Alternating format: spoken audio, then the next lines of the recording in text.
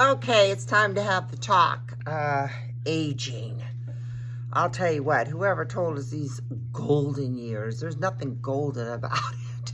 And you know what? I'm going to be honest with you. I don't like getting older any more than anyone else does. However, I am very thankful that I am here and that I am getting older because the alternative isn't that great either.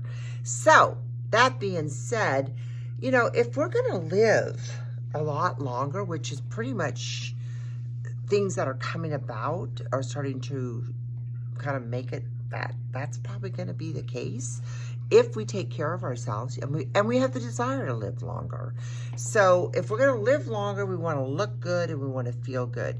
Because you know what, you guys, I don't care what anybody says. You can have this great external body, but if inside, either mentally or physically, emotionally, you're not feeling good, it doesn't matter.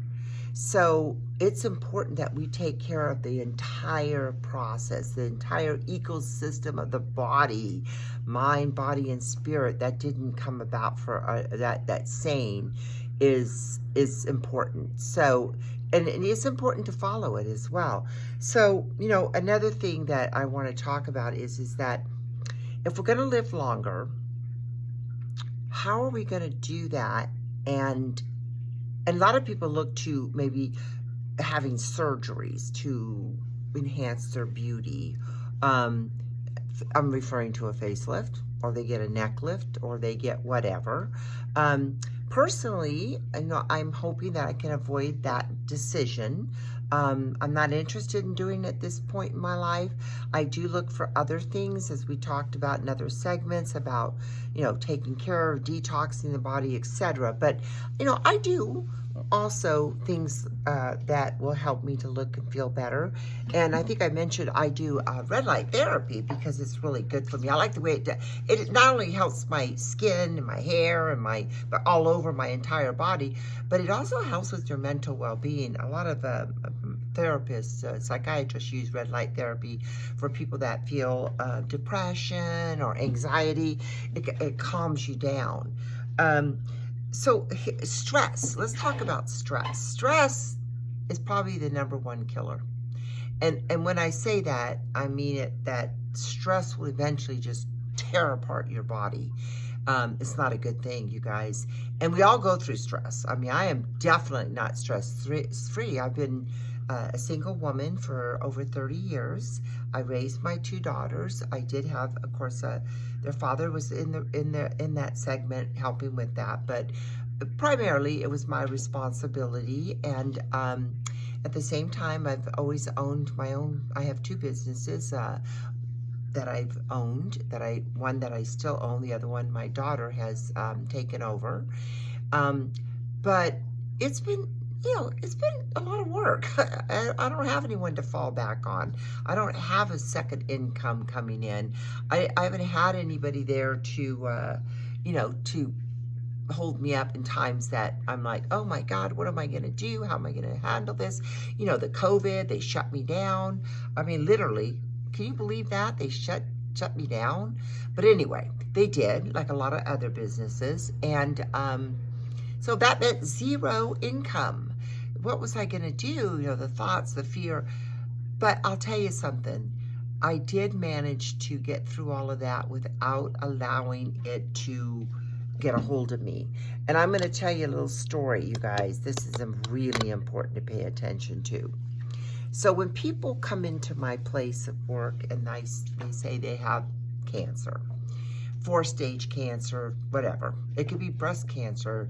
God forbid it's pancreatic, because by the time you discover, pancreatic cancer, typically you don't have a chance at this point in time with what's available. Doesn't mean you can't beat it. It's just a more difficult one. But anyway, regardless, I always ask the same question of everybody, and I say, what was going on in your life at the time that you got the cancer, that you were told you have cancer? And every single person, I'm not exaggerating, there hasn't been one that didn't say, I was always worried about getting the cancer. Maybe they had a mother, or they felt that they just had an intuition, if you will, that they were going to get it in a particular part of their body. But most everybody had the same exact answer: stress. Stress of somebody dying, losing their job, moving, losing their job. It could be multiple things, but everybody was stressed. So when we all have cancer in our body, and I believe that philosophy or the thought process is, or what's out there scientifically, is that it comes out 3 times in our lifetime. And it's the condition of your body when it surfaces, when it comes into your space, to be able to say, you're not going to beat me. I'm going to beat this down. It goes and it does what it's supposed to do. Our bodies, and it kills off the cancer cells. When you're stressed, your immune system, or your compromised immune system, it can't do that. So thus, cancer comes. So again, I'm going to go back to giving your body what it needs to be, in a good, clean environment. Try to minimize the bad things you do. I'm not perfect by any means, okay?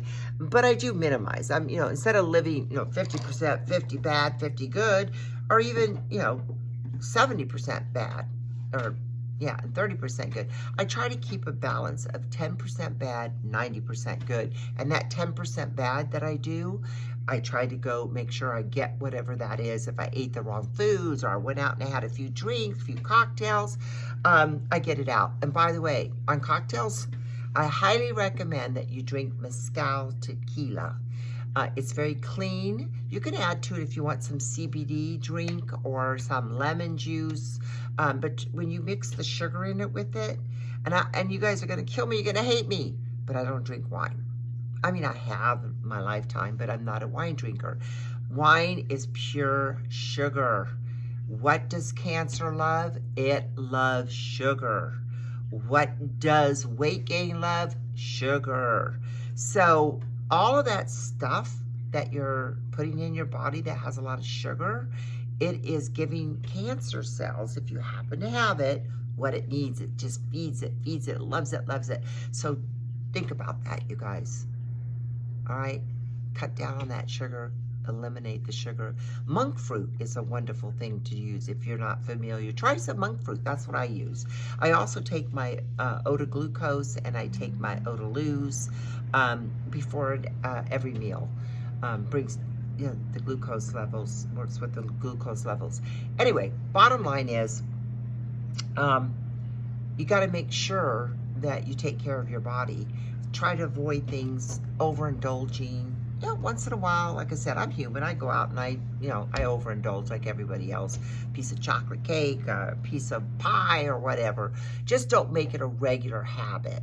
And not only that, that myth about, or not myth, but I used to think that women that were older and they had put on weight, I used to think, oh, that's just an excuse. They're just saying that because they won't go to the gym, or they won't watch what they eat. Well, long and behold, after the age of 50, I'm not telling you my exact age, but after the 50s and 60s, your metabolism has definitely slowed down. You can't eat what you used to eat. You can't drink what you used to drink. How many of you have noticed that? Like, you used to be able to go out and have 3, 4, 5, 6 drinks over the course of a night when you were younger, and then all of a sudden, wait, somebody might be coming here. Hold on. Yep, I got someone walking in. Hold on.